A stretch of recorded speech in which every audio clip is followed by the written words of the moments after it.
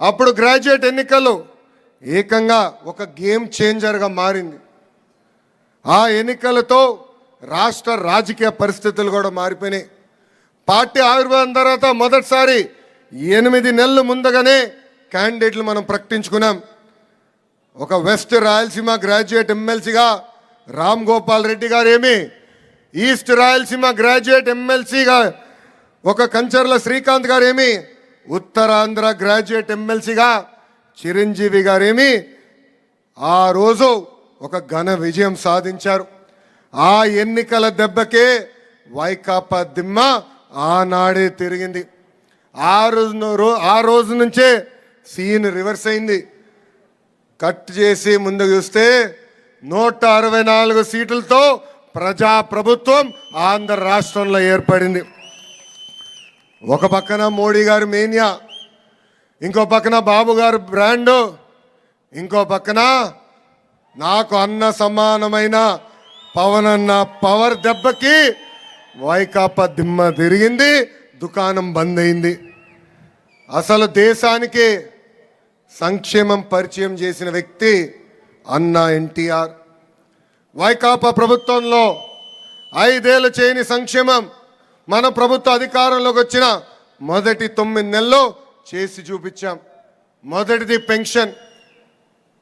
ఇక్కడున్న కార్యకర్తలు అందరూ ఆలోచించాలి. 2014లో చాలని 200 రూపాయల పెన్షన్ని ఒకే సంతకంతో 5 రెట్లు పెంచి 1000 రూపాయలు చేసిన ఘనత మన నాయకుడు చంద్రబాబు నాయుడు గారి. అంతేకాదు అదే 1000 రూపాయల పెన్షన్ని తిరిగి 2000 రూపాయలు చేసిన ఘనత కూడా మన నాయకుడు చంద్రబాబు నాయుడు గారిది. ఈరోజు మన ప్రభుత్వ అధికారంలోకి వచ్చిన మొదటి నెలలోనే 3000 రూపాయల పెన్షన్ని 4000 రూపాయలు చేసిన ఘనత కూడా మన నాయకుడు చంద్రబాబు నాయుడు గారిది. అంతేకాదు దివ్యాంగులకి 3000 రూపాయల పెన్షన్ గతంలో వస్తే ఒకే ఒక సంతకంతో 6000 రూపాయలు చేశారు. ఇంకా ఏకంగా బెడ్కి పరిమితమైన ఇబ్బంది పడుతున్న వాళ్ళకి ప్రతి నెల మన ప్రభుత్వం 15,000 రూపాయలు ఈరోజు పెన్షన్ ఇస్తాం జరుగుతుంది. అంతేకాదు 198 అన్న క్యాంటీన్ తిరిగి ప్రారంభించాం. దీపం పథకం ద్వారా ఇప్పటికీ 1 కోటి కుటుంబాలకి ఈ స్కీమ్ వర్తించింది.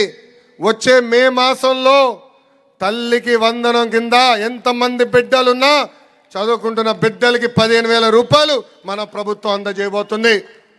అంతేకాదు మే మాసంలో అన్నదాత సుఖీభవ కింద రైతులు కూడా డబ్బులు అందజేసే బాధ్యత మన ప్రభుత్వం తీసుకోబోతుంది. ఇంకా 20 లక్షల మందికి ఉద్యోగాలు కల్పిస్తామని మేనిఫెస్టోలో భారతదేశ చరిత్రలో ఏ పార్టీ చేయని విధంగా దమ్ము ధైర్యం ఉన్న పార్టీ తెలుగుదేశం పార్టీ మేనిఫెస్టోలో పెట్టింది. ఈ గ్రాడ్యుయేట్ గెలుపు యువతది. ఆంధ్ర రాష్ట్ర యువకులకి నేను చెప్తున్నా, మాకు మీరు బాధ్యత పెంచారు. ఒక పద్ధతి ప్రకారం డిఎస్సి నిర్వహిస్తాం. జాబ్ క్యాలెండర్ కూడా ఒక పద్ధతి ప్రకారం నిర్వహిస్తాం. అంతేకాదు ఈ నెల అంటే మార్చి నెలలోనే 16,347 టీచర్ల పోస్ట్ భర్తీ చేసే మెగా డిఎస్సి కూడా మన అనౌన్స్మెంట్ చేసి గతంలోనే చేశాం. ఇప్పుడు ఏకంగా ఆ కార్యక్రమం కూడా అంటే నోటిఫికేషన్ ఇస్తాం. ఇప్పటికే 6,78,000 కోట్ల పెట్టుబడి తీసుకొచ్చాం. ఆ పెట్టుబడుల ద్వారా దాదాపు 4,28,000 మందికి ఉద్యోగాలు కల్పించడానికి అవకాశం రాబోతుంది. ఒక టీసీఎస్ కానీ, ఆర్సిలర్ మిత్తల్ కానీ, ఎన్టీపీసీ గ్రీన్ కానీ, బీపీసీఎల్ కానీ, రిలయన్స్ ఇండస్ట్రీ కానీ, ఎల్జీ ఎలక్ట్రానిక్స్ కానీ ఇలా అనేక పరిశ్రమలు ఆంధ్ర రాష్ట్రానికి మన ప్రభుత్వం తీసుకొచ్చింది. ఇంకా గత ప్రభుత్వం తీసుకున్న చెత్త నిర్ణయాలు కూడా మనం రద్దు చేస్తాం జరిగింది. దాంట్లో భాగంగా